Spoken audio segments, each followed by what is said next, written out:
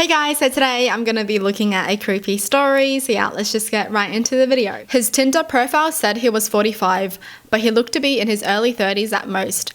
Looking for a sugar baby, $700 weekly, no sex.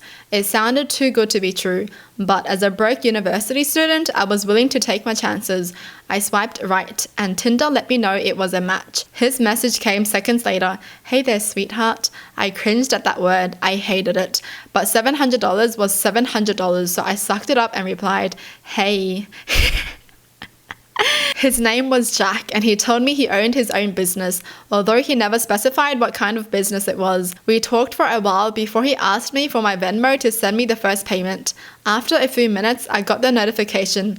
I stared at the $700 for at least 20 minutes, expecting to wake up from a dream at any second. But it wasn't a dream. You still there? I clicked on the message. Yeah, sorry, if you don't mind me asking, what are you looking for in return? I stared at the chat until he replied, I'm just looking for you to do a few favors for me. That sounded like it was going to be sexual to me. Like what? For example, the first thing I need you to do is pick up a delivery for me. That sounded innocent enough, but I was still expecting there to be some kind of twist. $700 to pick up a package? Come on, even I wasn't that naive. From the post office or something? No, I'll send you the address, but I'd rather not do this through Tinder. You got Kik, or you can give me your number. Kik, what was this, 2011? I decided to give him my number instead, and he texted me the address immediately, followed by the address to his house where I would have to drop off the package. I'm not home right now, but there's a key on the bottom of the blue flower pot near the door. Go inside and put the package on the coffee table in the living room. Make sure that you lock the door when you go inside the house, and then lock it again when you leave. I grabbed my car keys and wallet and got into my car, putting the address into Google Maps. Got it, on my way. My phone buzzed as I backed out of my driveway. I'm serious. Lock the door both times, please. I thought that was a little excessive, but I promised him that I would. The house looked abandoned. It had a broken chain link fence around it, with a small door that was hanging onto dear life. It stuck out like a sore thumb, surrounded by houses that were a lot nicer than this one in comparison. Girl?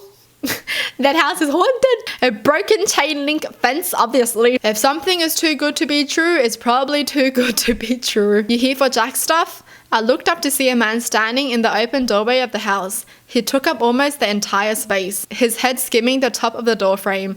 He was huge in height and muscles, and his entire torso was covered in tattoos. Yeah, I guess, I replied, not moving from my spot on the sidewalk. Stay right there, he said. I did. I actually don't think I would have moved if he had asked me to. I looked around and realized that there was no one else on the street. I was a 21-year-old woman alone in the street. I gripped my car keys. A few minutes later, the man came back out carrying a cardboard box. It was about the size of a shoebox, but stained and damp on some of the corners. Can you open your car? He asked. I opened the trunk, not wanting that inside on my car seats, and he set it in. All right, there you go, he said.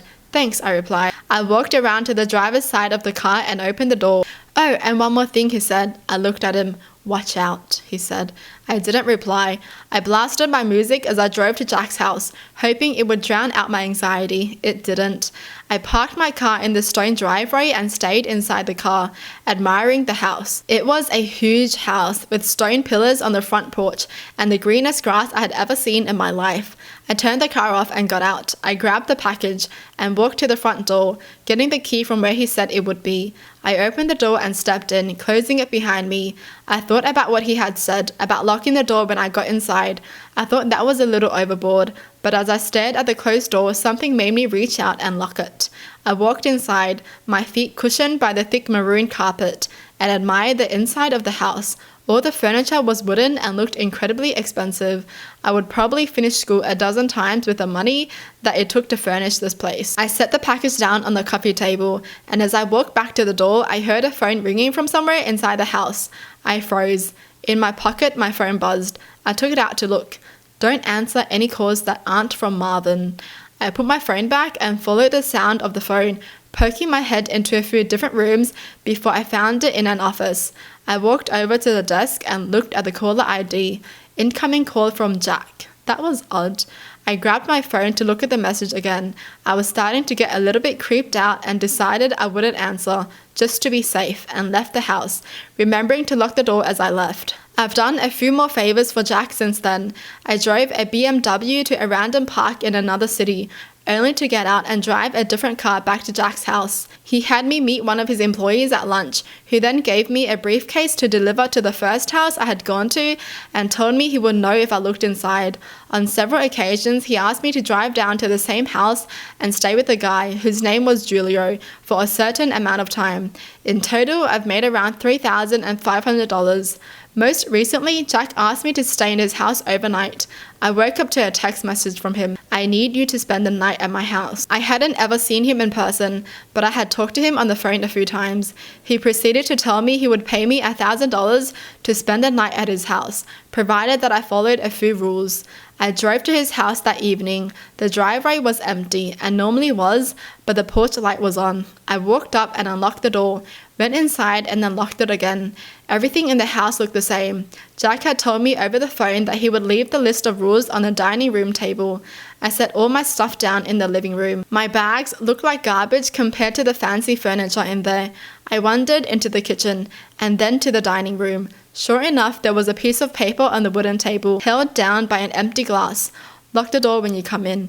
Only answer calls from Marvin. Don't turn on any faucets between 9 p.m. and 11 p.m. Don't open the door for anyone, no matter who they say they are, after 10 p.m. If the door to the closet at the end of the hall is open, sleep in the library. If closed, sleep in any of the bedrooms. The gardener comes at midnight. If he starts knocking on the windows, hide. Turn the TV on and let it play on static through the night. Do not forget to do this. Help yourself to anything in the fridge. I'll pay you in the morning. Good night. No, thank you. I would have left. Okay, what the heck is that? If the door to the closet at the end of the hall is open, sleep in the library. If closed, sleep in any of the bedrooms. Like, what's about to come out of there, you know? No, thank you. I value my life more than that. Oh my gosh, this girl is making me anxious. I made sure to follow all the rules. To be honest, I was regretting my decision, but seeing as I was already here and I was getting paid, I decided to stay anyway. I figured as long as I followed all the rules, I'd be perfectly fine. Still, it felt a little odd. What was this, a haunted house? Nevertheless, I lounged around the house for a few hours, as I was planning on going to sleep around 9, since that's the time that all the weird stuff would begin to happen. At 8:50, I brushed my teeth, using the faucet for the last time before 9. I checked the closet in the hallway, and upon seeing that it was open, I moved my stuff into the library and got ready to sleep on the couch. I locked the doors just in case and laid on the couch scrolling through my phone. I hadn't gotten any more messages from Jack, and I started to think up scenarios and reasons as to why he had such strict, peculiar sets of rules in his house. I had dozed off at some point because at exactly 10:16 p.m. I was woken up by the doorbell ringing. I was about to get up to check, but then I remembered the rule. Don't open the door for anyone, no matter who they say they are, after 10 p.m. I stayed on the couch, trying not to move, paranoid that they would even hear the slightest sound. It's the police, open up. I didn't move. Hello, it's the police, open up or we're coming in. I still didn't move, but I could hear my heartbeat in my ears. There was silence for a while after that. Then the doorbell rang again. Hey, it's Jack, let me in. It sounded like Jack, but still, I didn't get up. He would have a key, wouldn't he? Why would he need me to let him in? This continued for almost a full hour. Different people would ring the doorbell, announce themselves, and then disappear when I didn't respond. I was finally able to fall asleep, and the gardener never came. When I woke up the next morning, I heard someone in the kitchen. I got up slowly and unlocked the door as quietly as possible, taking my phone with me and walking across the living room and into the kitchen. I stopped at the entrance and peered in. It was Jack. He was standing in front of the stove, stirring something as the coffee machine brewed coffee on the counter behind him. Hey, good morning, he said when he saw me. Hi, I replied, nervous. I hadn't seen him in person before, but he looked exactly like his pictures online. Scrambled eggs, he asked, motioning to the pan with a wooden spoon. Yeah, thanks, I replied, walking over to take the plate from him. I ate my breakfast and drank some coffee in silence. So, how was it, he asked. It was okay, nothing super freaky happened, I replied. Cool, he replied. There was an awkwardness in the room. I think I'm gonna go now. I have class, I trailed off. I didn't, but I really wanted to get out of there. Oh no, yeah, sure, I'll talk to you some other time, he replied. I grabbed my stuff and he walked me to my car. I could see him standing in the driveway staring at me as I left. When I got home, I unpacked all my stuff and noticed that I still had the list with me. I sat on my bed and read it again. I felt my body tense up as I realized that I had forgotten something. Turn the TV on and let it play on static through the night. Do not forget to do this. Do not forget to do this. I stared at the words on the page until they lost meaning. Besides me, my phone buzzed, snapping me back to reality. It was the $1,000 payment. I looked at my phone and then back at the list. Maybe it wasn't an important step? As I was thinking this over, a text from Jack came in. I'm not in town right now. I should be back next week. So you're free from running any more errands for me until then. Just send the payment. Go do something fun. I stared at the message and read it again and again, and once more for good measure. I'm not in town right now. I thought back to this morning and how Jack was in his house, how he gave me breakfast. I'm not in town right now. Within minutes, a new text came in, this time from a number that I didn't recognize. Did you forget to do something? The text was followed by a picture of Jack, or whoever this version of Jack was, standing in front of the TV. I didn't respond. Next came another picture. This one was of outside of my house. I was followed by another text. Watch out. Wow! Right! She forgot to lock the door when she left. You know how that was also part of the rule? You lock the door when you go in, and you also lock the door when you leave. She didn't lock it when she left. Well, it didn't say she did. Is that how he's like following her? What the heck is up with that house? Like, are there just like people trapped inside that house until she doesn't follow one rule and then they can come out or something? Yo, I wouldn't have even done any of this, honestly. If something is too good to be true, it is too good to be true, okay? Jeez. Those rules are just freaking creepy. And the people knocking on the door, what was that? The police people? Wait, now that makes me think. You know how they were like, don't ever open the door for anyone? What if there are people trapped in that house, like the basement, right? And then the people outside knocking on the door are just looking for the people that are missing. Oh, imagine. And that's why there were so many rules, because maybe they wanted to hide that fact, you know? Well, the person texting them, maybe Jack wanted to hide that. I don't even know.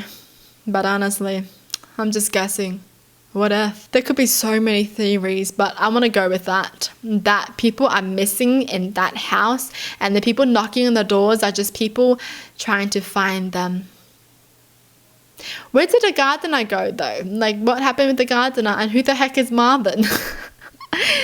I'm so confused. I love watching like psychological thriller horror movies where you guess things, you know. It plays with your mind, but I love it. Well, that's it for the video. Hope you guys enjoy. Tell me in the comments down below what your thoughts are, and as always, thanks for watching. Hope you guys liked it, and I'll see you guys next time. Bye!